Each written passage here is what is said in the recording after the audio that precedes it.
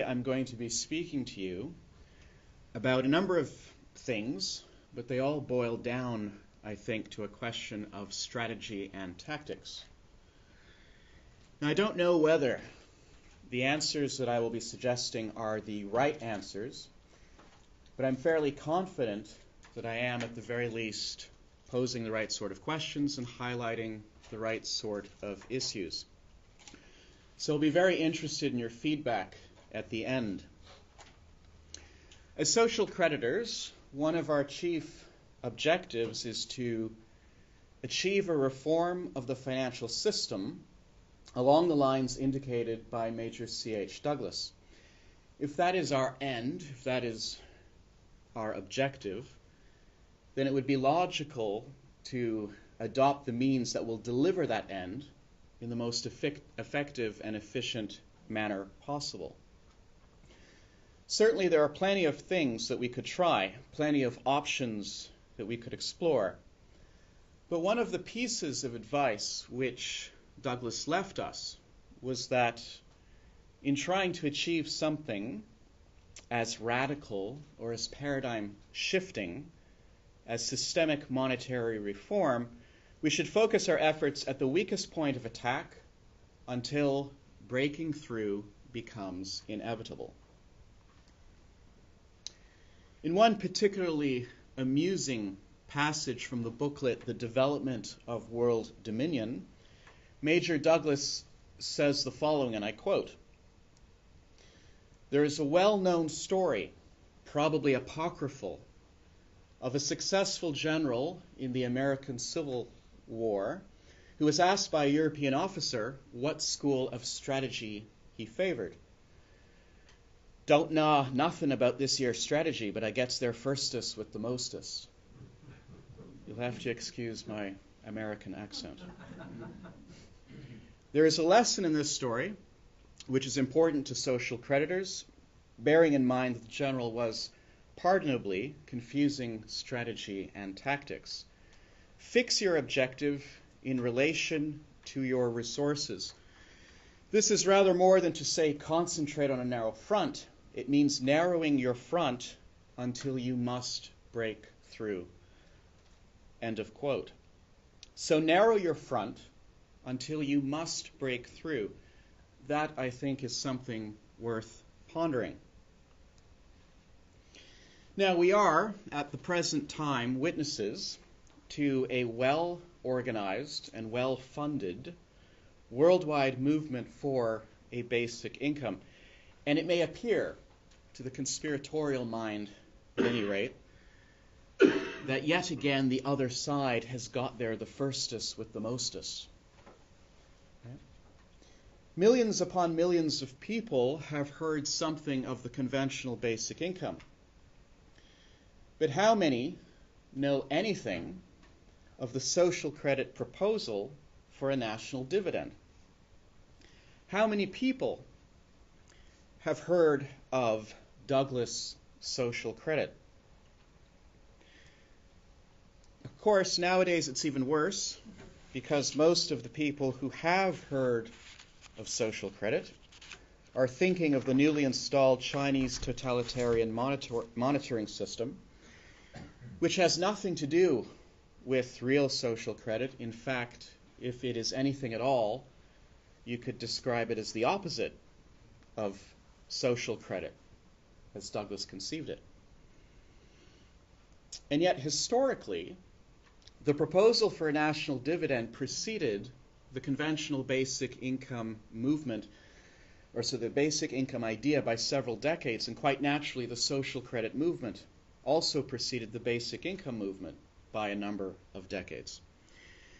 It is almost as if the notion of a universal dividend was co-opted, however inadvertently, by the basic income.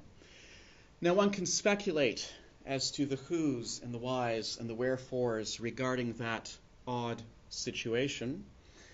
Well, what I want to suggest instead is that, however all that may be, the basic income movement does provide us social creditors with a unique opportunity. The Universal Basic Income, or UBI, which is also very often confused with social credit, but which must not be confused with social credit, bears certain similarities, it is true, to Douglas's proposal for a national dividend. The chief similarity, of course, is that the UBI would be an income delinked from any work requirement, an income which everyone would receive.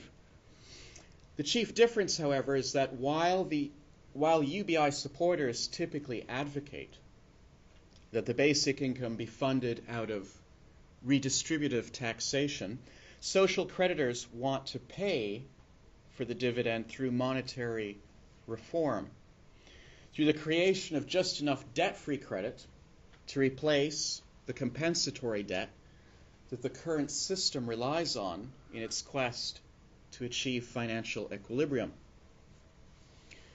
So the key difference, it is not the only difference, but the key difference between the UBI and the dividend comes down to the funding. Now, this matter of how to fund or how to finance a full-fledged basic income constitutes an intractable problem for the UBI crowd. A problem for them, but an opportunity for us, because, you see, there are many authorities that believe it is impossible to fund a UBI in conventional financial lines. The taxes and or public debts would be too heavy, too onerous for such a program to be viable. Potentially it could crush the economy. So long as UBI supporters are operating within the context of conventional finance, they will be hounded by the question, where is the money to come from? And stymied, I believe, by their inability to answer that question in any reliable or satisfactory manner.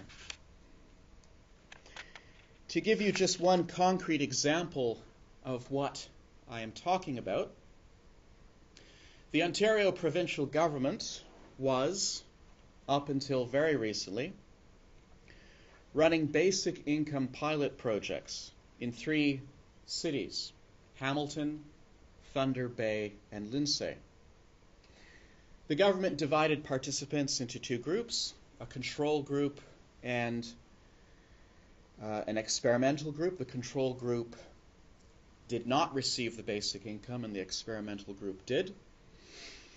Single participants could receive up to $17,000 per annum, and couples up to $24,000 per annum. The aim was to see whether, over a period of 3 years, the experimental group would derive any significant benefits, social, economic, health, or otherwise, from their reception of an unconditional basic income. If the outcomes were positive, then presumably the program would have been expanded. There was just one problem. Ontario, which is my province, is per capita the most indebted subnational jurisdiction in North America, and some people on the internet claim it is the most indebted subnational jurisdiction in the entire world.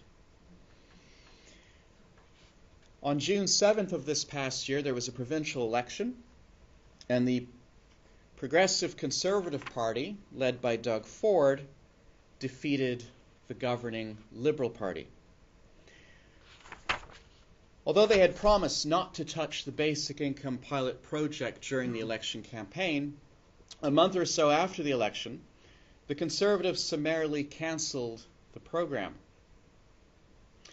At a press conference that was held on July 31st, the minister responsible, Lisa MacLeod, that's the minister there, said that the reason the pilot was being cancelled was money, or rather the lack of it.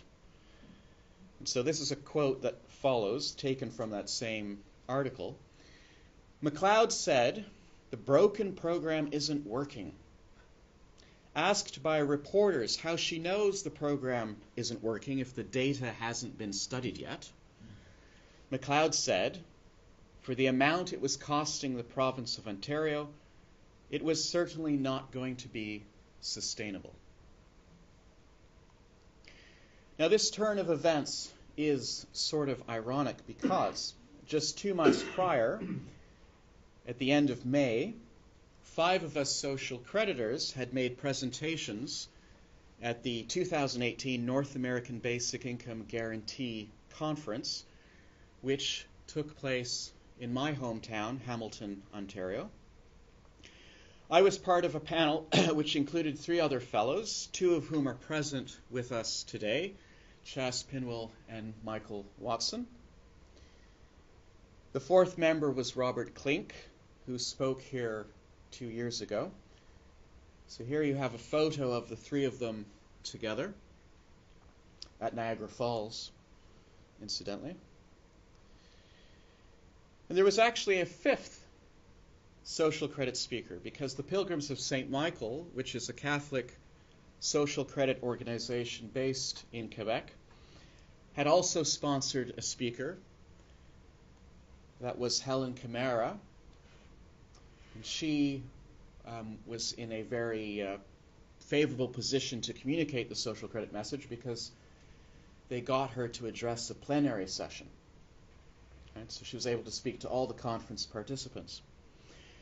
The chief message which we were seeking to convey at this conference was that while a basic income is a great idea, and indeed a necessary one, because of how things like automation promise to restructure the job market, the big problem that basic income supporters are going to come up against is the thorny question of financing. Again, where is the money to come from? We stress that the social credit monetary reform provides an answer to that question. And now that the Ontario government has pulled the plug on the pilot program and ripped the carpet up from underneath the participants and cited financial reasons in doing so, perhaps more and more UBI supporters will start to listen to what we have to say. So, one of the things I want to suggest when it comes to strategic thinking is this. It may very well be that the easiest way of introducing a social credit style monetary reform, the easiest way of obtaining our objective, is to convince the UBI lobby, or some significant part of it, that social credit is the necessary means for getting anything even remotely similar to universal basic income. That's one way of selling the social credit message. If the UBI is your end, social credit is the required means. If we can do that, if we can foster a social credit wing within the wider basic income movement, and I don't see why that couldn't be done, at least theoretically, we would be so much further ahead. So I submit that investing our relatively scarce time and other resources in marketing social credit to the basic income movement would be worthwhile, since such an investment may pay very great dividends indeed, perhaps larger dividends than could be had from approaching any other movement at the present time.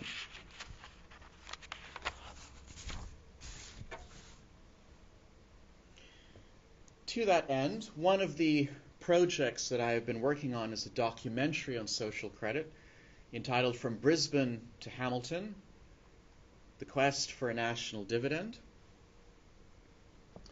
You will see some familiar faces there again.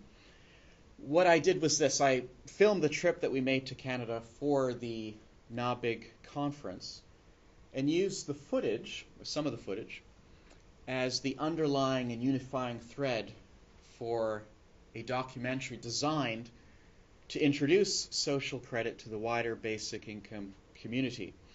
We're still working on tidying it up, but hopefully a final version will be available on YouTube soon. But this leads to another question, a very closely related question. How exactly do we market social credit to the basic income community? It is not enough to say that social credit resolves the financial issue with the UBI. We have to explain, at least a little bit, why social credit is the solution, or how social credit manages to fix the problem. When it comes to the task of explanation, nothing is as useful as an analogy. So if you can provide an apt analogy where you explain the unknown or the new by what is already known, already understood, you can communicate the essence of complicated ideas in a very quick and effective manner. But analogies, by their very nature, are not perfect. Right? They compare two things in virtue of some similarity, but those two things also have differences.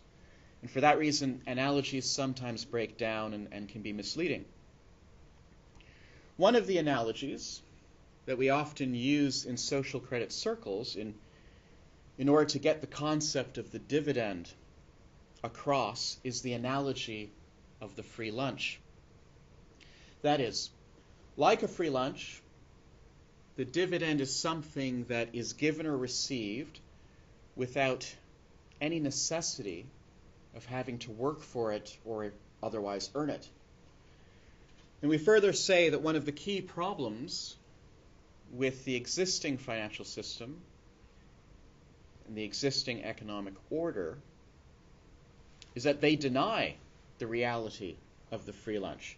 They are do ut des systems, a this for a that. Okay?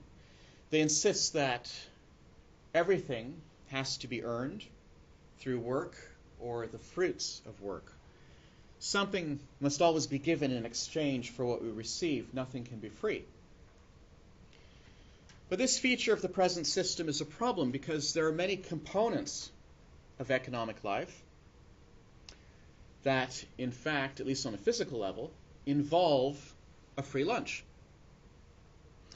Natural resources such as air, water, sunshine, land, minerals, etc. Or what we refer to in social credit literature as the unearned increment of association, the cultural heritage of civilization, and of course the labor and magic of modern machinery. What the social credit dividend achieves is this. It is a way of recognizing on a financial plane the free lunch factors that are components of the physical economic systems of production. And this is as it should be. For clearly some of the things that we derive benefit from through economic processes we obtain for free. We don't have to work to create them. And that ties in with what Bill was talking about earlier, that there's so much physical wealth that comes to us as a free lunch from God or nature, if you will. Right? For the social creditor, then, the free lunch is an inherent part of reality. If it weren't so, if that weren't the case, any kind of profit making where our total benefits exceed our total costs would be impossible. In many different areas or spheres of activity, we see that reality is so constructed that whenever we bring certain elements into the correct kind of association, our benefits are able to exceed our costs, and the surplus is a kind of free lunch, something that is unearned because it exceeds what our effort, what our work has actually contributed.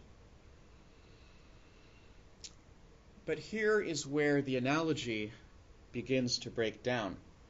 There's always a fly in the ointment. It seems to me that there are two distinct kinds of free lunches, or two distinct categories into which a free lunch may fall. And I think that when it comes to employing the analogy of the free lunch in order to communicate the social credit concept of a debt-free dividend, we ought to specify which sort of free lunch we are actually talking about. In general terms, a free lunch can be defined as things we obtain for free without having to work for them or earn them. We don't have to exchange something for them in order to get them. They are a something for nothing. And please note well that here we are talking about a something for nothing, not a something from nothing. Only God can get something from nothing through the process of creation. So that's the general concept. But as I was saying, there are, at the very least, two distinct categories, two distinct forms that a free lunch can assume. There are free lunches in the realm of impersonal or non-personal beings. So think of what goes on, for example, in the world of physics, chemistry, biology. In the non-personal world, causal relations dominate. Right? Everything's sort of determined and conditioned by cause and effect. Things behave according to natural laws, and these laws are, at least at the macro level, automatic and inexorable. If you do X, whatever X is, Y results automatically. If you strike a match and you hold a paper next to it, then all other things being equal, you'll get a fire. But there are also free lunches in the personal realm, where someone, a person, whether a human person or God, decides to give you something for free as a gift.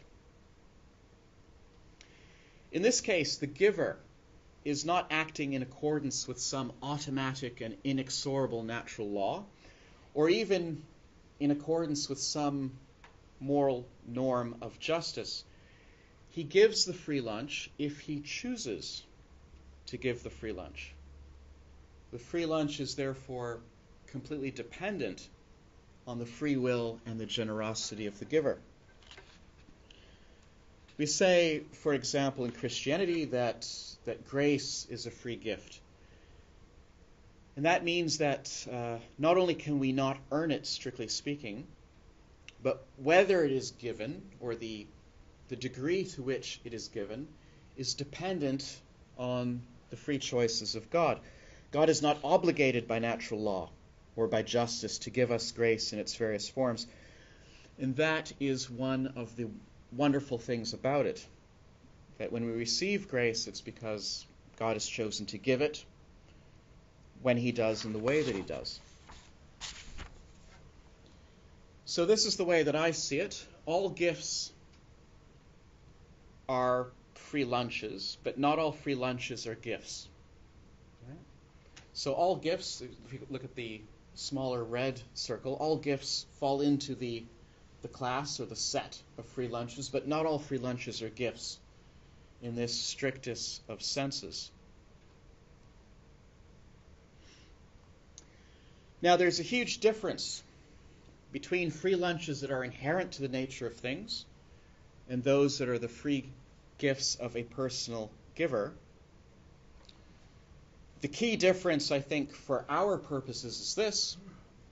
When it comes to the free lunch that is also a free gift, dependent on the free choice of a personal giver, we can never say that we have a right to the gift. Right? There is no right to a gift. You can't demand that someone give you a gift. I mean, you could do that, but it would be completely out of order. The minute you demand a gift, you're trying to constrain or force or coerce the giver to give you something. And at that moment, it's no longer a gift. You're instead asserting a claim to someone else's time or property or energy and insisting that you somehow have merited or earned or worked for, in some way deserved the benefit in question. But in the case of free lunches that are inherent to the nature of things, inherent to the nature of reality, we can rightfully expect that whenever we put things into the right sort of associations, we make the right connections between things, put things in the right sort of order, the desired result will be forthcoming automatically and inexorably. We might even say that if we do what is required, we have a right to what in the nature of things will follow as a superabundant consequence or reward for having acted rightly, for having acted in line with natural laws, for having acted in alignment with truth. Now, this distinction between free lunches that are free gifts and free lunches that are not free gifts has important implications for the analogies that we use when attempting to communicate the essence of the social credit idea and how, for example, a national dividend might be funded. Sometimes, happens quite often actually, social creditors will attempt to explain or justify the dividend explicitly in the language and concepts of Christianity and say that the dividend is a form of grace, it is a gift. This, for example, is an article that Wally Klink had written and posted on my site some time ago, entitled "The Economic Grace of Social Credit."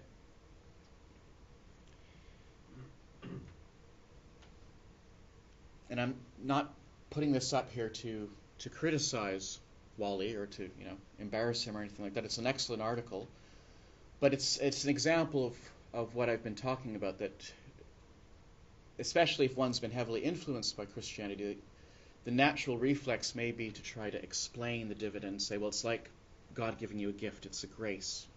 Right?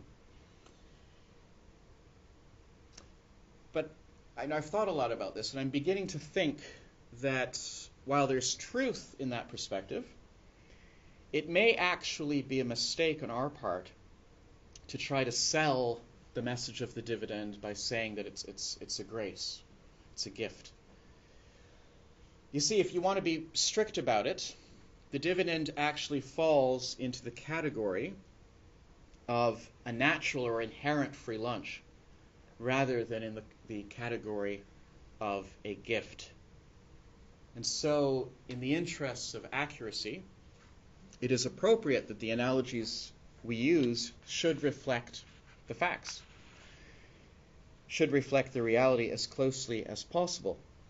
So let me re-emphasize the point. The free lunch, the physical free lunch, on which the notion of the national dividend is based, is not strictly speaking a free gift.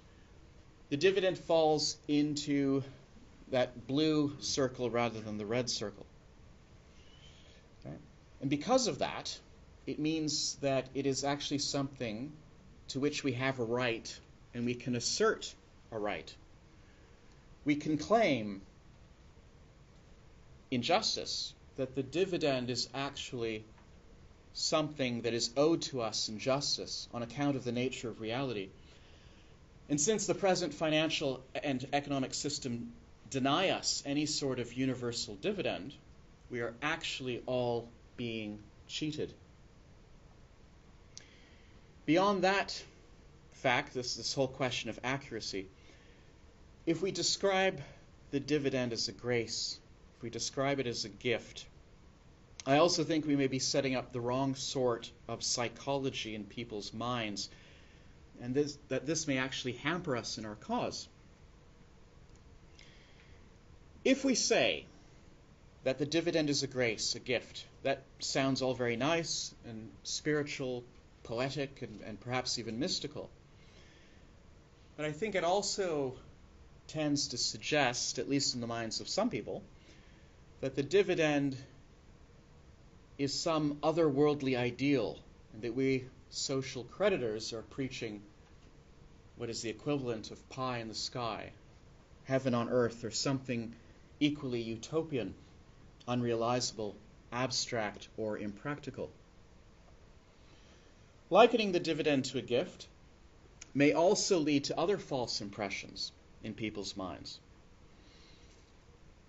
It may suggest that the dividend is somehow dependent on the will of the giver, in this case the state or the government, that it may be given this month but not next, that perhaps someone has to part with something in order for us to receive it, that someone may have to be penalized, or that it may lead to demand pull inflation because it's got no necessary foundation in the reality of the situation.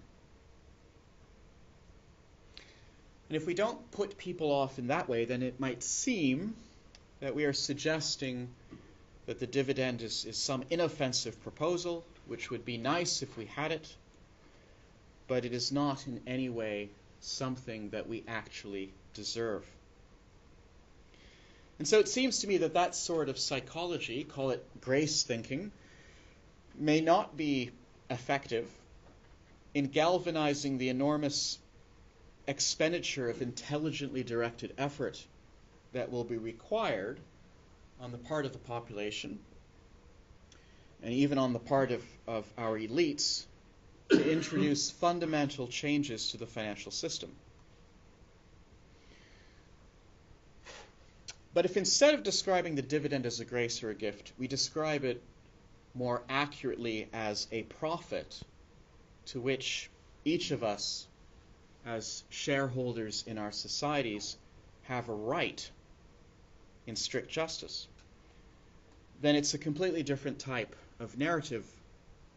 If we say the economy is inherently profitable and that by not having a dividend, by not being recipients of a dividend, we are actually being denied what is ours by right, what is ours according to the norms of justice, this will set up a completely different psychology in people's minds, and the energy that that would release would probably be greater and more easily applied to effecting change in the financial system for the better.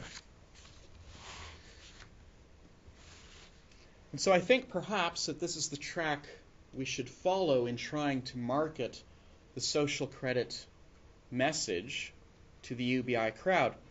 We should say the dividend is a free lunch, which is there. We can prove that it is there.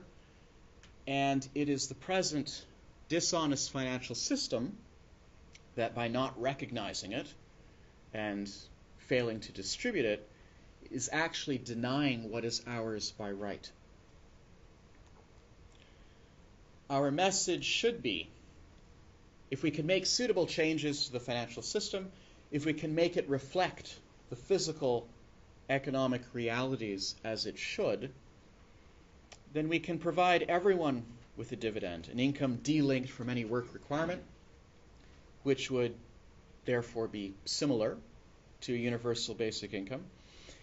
And we can do it without taxation or increasing the public indebtedness. Now, this is something which should be stupendous news for the basic income community, because what it means is that there is a way around the chief objection that they continually have to deal with, which is the concern about money. There are, as you know, highly influential constituencies that don't want to be taxed to support other people, especially if those others aren't working in the formal economy. Well, the social credit proposal of a dividend through monetary reform provides a bulletproof answer to those sorts of concerns. Apart from any question of theory, thanks to the work that was done recently by Chas Pinwell and a few others, we know, for example, that there's a sizable gap between what was sold in the U.S. economy in the form of consumer goods and services in 2014 and what people were paid in all forms, wages, salaries, dividends, etc. According to the National Supply and Demand Account, or Profit and Loss Account, which was published as Appendix 2 in my 2017 book, Lives of Our Own, there was a gap or deficiency of purchasing power in the U.S. economy in 2014 of at least $2.4 trillion. The real underlying gap is even larger than that, but 2.4 trillion, if monetized in the form of debt-free credit and distributed to each individual in the U.S., is something like $7,500 American dollars per person and $30,000 for a family of 4.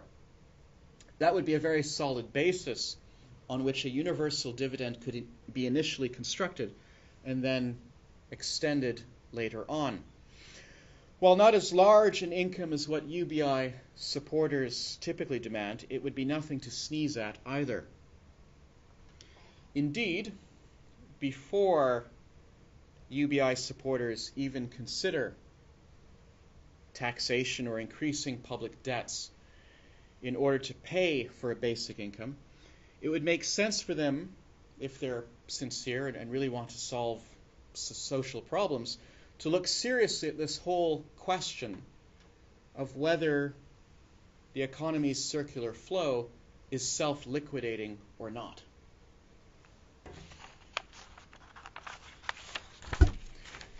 Are we, as a community, paid enough in wages, salaries, corporate dividends, profits, rents, etc., to offset the cost prices of what we as a community simultaneously produce in the forms of goods and services? Social credit theory says, has maintained for 100 years now, that we aren't. Right? It says that there's a structural problem in the economy. The incomes that people receive are chronically insufficient to automatically offset cost prices. On the other side of the equation, you have economic orthodoxy and conventional public policy, which say, or rather assume, that we're always paid enough income. Enough income is always being distributed simultaneously to meet the flow of corresponding prices. But if we social creditors are correct, and we have empirical statistical evidence to show that we are right, then addressing the problem along social credit lines would be the most obvious and logical thing to do if one has any interest at all in providing the population with a universal basic income. Because the dividend provides a means to achieve the goal of an income for everyone without penalizing the more well-to-do segments of the population with heavier taxation or debt burdens, what could be more capitalist, more pro-free enterprise than monetizing and distributing the community's profit to its citizens, who are in fact its individual shareholders? If we were to take Australia as an example, if Australia Incorporated or Australia Limited makes a profit every year, and it does, then from our point of view, the point of view of the social creditor, it follows quite naturally that the citizens of Australia have a right, in strict justice, to their personal share of that profit as a free lunch, as a dividend.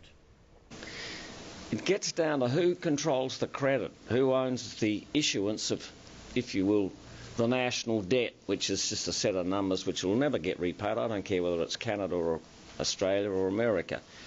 Rather than a lot of theory, and if we've established mathematically that around 7,000, whatever it is, per person, 28,000 for 30,000 per family of 4, why not demand government to take back that which it gave away, the right to create credit, at interest, which is being charged on against the national debt, which is unrepayable. Just tell all those private bankers, you have a Reserve Bank of Canada?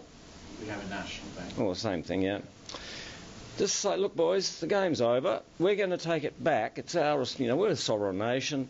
What would be wrong with simply taking back that right to create credit as a sovereign right and issue each? And I don't care whether it's called a basic income or a national dividend. At the end of the day, how do we get $30,000 easily, interest-free, no impact on future generations? That's the crunch line, I think. I suppose I was thinking about that as you were talking, and I suppose one of the problems, one of the barriers you've got to face there is that whole segments of the population still are not aware of the fact that the private banking system creates 97% of the money supply in the form of intangible numbers. A lot of people believe that the money already comes from, let's say, the government, the Reserve Bank, coins and bills that you've got in your wallet. And so there is that whole problem of sort of education, trying to expose the fact. We're still trying to expose this fact to everybody that, in fact, when banks make loans or other purchases, they create the credit to do that, and they're not borrowing from investors or savers or anyone else. But if you can make that a national issue, then what you're talking about, I think, would follow quite logically. Well, if the government, for example, or the state, can create credit and do it in a way to benefit the common good and restore equilibrium, restore a self-liquidating equilibrium to the economy, why shouldn't it use those sovereign powers? If your minister managed to get $7,000 to a test group, how did she do it? Because that's the crunch line. And whether it's called a universal basic income, or to me that's being pedantic, it's splitting hairs, or a national dividend. It's how do we get people to understand that governments can't go broke. That this is how stupid Australia is. We've got a bunch of politicians in Canberra who think, you talked about 97% of the money credit being the private banking, the other 3% being what the mints deliver in Canberra and Perth. Now, our government is sufficiently stupid to be even considering the privatisation, can you believe it, of the mints. Now that's getting to be really serious. But to me, that's the crunch line. How do we educate the people to say, look, our worthy minister managed to pay 20,000 people $7,000 a month for 3 months and then found that the national debt was rising too fast. Well, stop being stupid and borrowing money from these private bankers, your federal system. We don't have to fire those blokes. They just don't get paid so much money anymore. And we'll in Parliament, organise the necessary... How we get that system to function, that to me is the crunch line. I think one of the things maybe that you could insist on, I'm told, and you can tell me if this is accurate or not, I'm told that here in Australia anyway, the notion of national sovereignty still resonates. That if you tell people that Australian sovereignty is endangered, then they react to that, and it's something that moves them. If you can say, well, are you aware of the fact that Australia as a country does not exercise sovereignty over its own financial system, then perhaps that would give you an in, and you could start then talking about all these other things, and insisting that sovereignty, that people, common citizens, insist that sovereignty over the financial system be restored to the public authority. Thank you. Actually, further to Peter's comment or question, there was an article in the Australian that I was given to me by Ian Moon, would you believe, from Moama, just basically saying, they said, do you realise banks create money out of thin air? But I sent that to the odd person here and there. I was just going to ask you a question. What do you think Major Douglas would say if he assessed the problem, this is a little bit off tangent, I know, but we have now in Australia and all Western countries with this issue called race, mixing of races. How would he address it? What would he say to do to correct the imbalance and the problem? I did write an article about social credit and mass migration, and Douglas is on record in various places as giving us, I suppose, some hints as to how that should be dealt with. One of the things he says, for example, is that in order to have a successful society, you have to have a certain amount of social cohesion. And you can't maintain that cohesion if you're bringing in large numbers of people, especially people from disparate cultures, into the country. Australia, I suppose, and Canada, United States are a little different because they're younger countries and we're sort of always centers of immigrants, centers for immigration. But in the case of the United Kingdom, he said that you could have some immigration, but the numbers would have to be small, and the people that were coming in would have to be culturally compatible. And that this is actually far from any sort of question of racism. This is actually a condition of the possibility of having a fully functional and healthy society. And that it's not anything that anybody should be embarrassed about or ashamed to insist on. I mean, it's true for Nigeria as it is for China, as it is for Japan, as it is for Australia, as it is for the UK, as it is for Italy. Go down the list, and so it's something that really applies to all countries and all ethnic communities.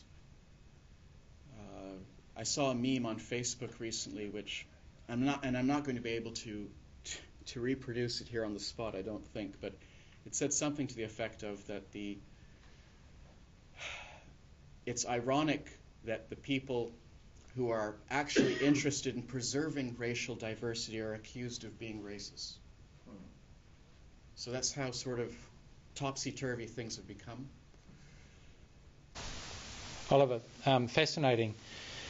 In issuing, say, a dividend as you've explained, all totally practical, do you think that is possible without some conditions being put on how the banks operate and may perhaps respond to that?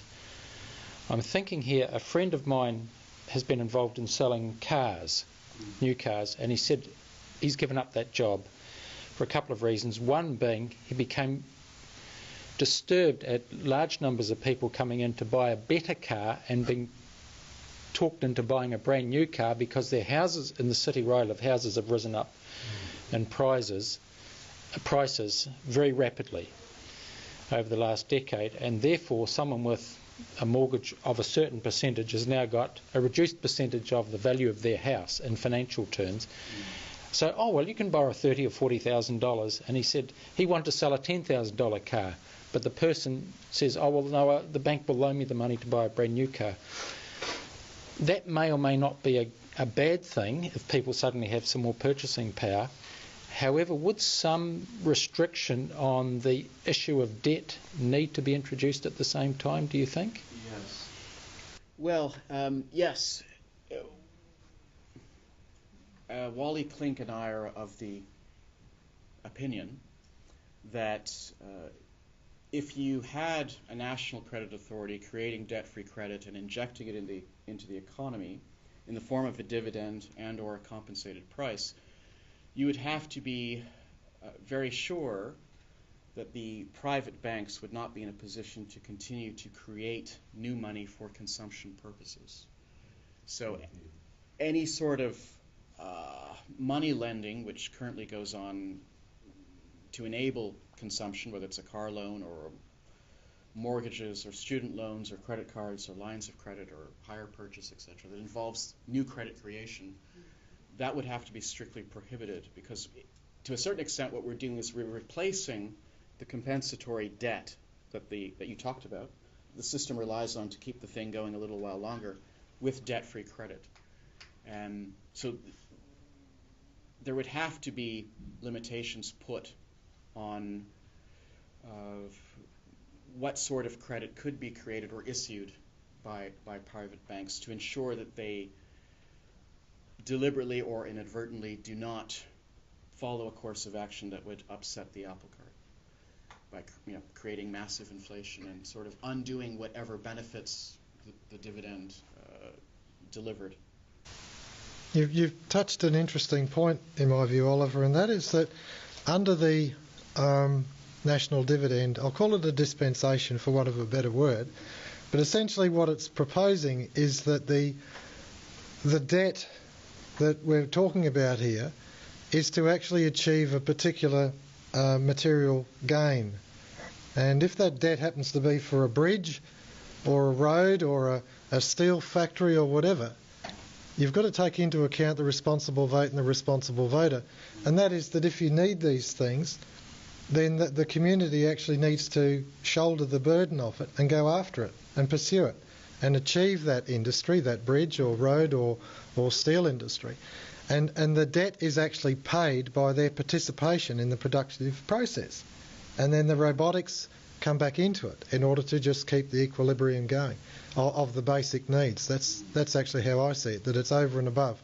So the debt isn't actually, in a sense, it's not the same fashion of thinking. I think it's actually a way of saying we can actually achieve this and pay the real price, and the real price is putting the energy in, the know-how, the technology, at the point of production, the real price.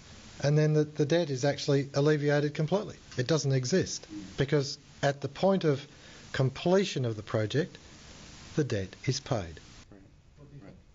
Well, under a social credit system, whatever costs are coming forward in the prices of consumer goods and services, there would always be enough money in the pockets of consumers to offset those costs and to ensure that they're liquidated once and for all. And of course, we claim that there's not enough income normally being distributed to affect that balance, and so we need to have a compensatory flow of debt-free credit to ensure that whatever costs are coming forward, we can liquidate them.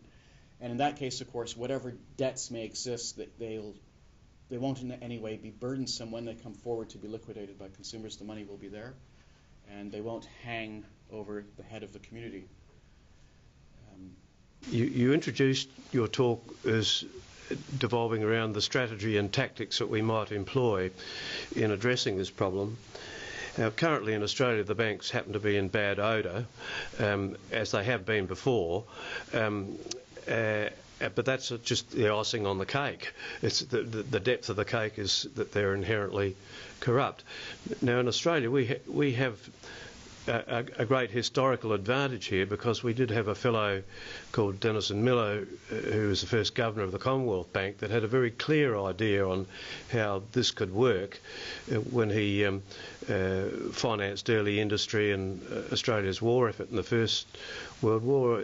Is there any way that we can draw on that experience, because it's already occurred, it's factually correct, it's part of our history, to say, see, he didn't last very long, did he? Because they immediately recognised the threat that he presented to them, and within less than a quarter of a century, we had a Reserve Bank and they had a board. I think that historical examples of that nature are very important because it shows people what has been done and therefore what can be done. And what has been done can be done again, or something along similar lines can be introduced. So you have people who quite often will ask me, well, has this ever been tried? Has social credit ever been set up? And we can't tell them, well, here's a historical example where you had a full-fledged social credit economy and this, and this happened. But there are examples of the sort that you are citing where this aspect of it or that aspect of it was introduced. Say it was a partial implementation and the sky didn't fall, and in fact, prosperity resulted and so forth. So that should give people some sense of what is within the realm of the possible, and that it's not merely, it's in the historical record. It's not merely vain conjecture that we're talking about.